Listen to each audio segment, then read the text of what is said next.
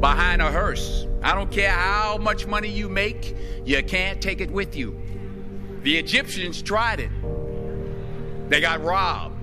That's all they got. You can't take it with you. And it's not how much you have. It's what you do with what you have.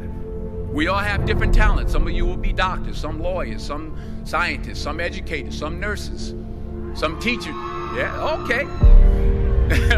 Some preachers. The most selfish thing you can do in this world is help someone else.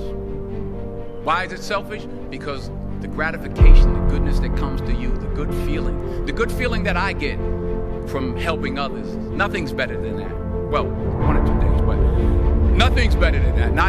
Not jewelry, not big house I have, not the cars, but it's the joy. That's where the joy is.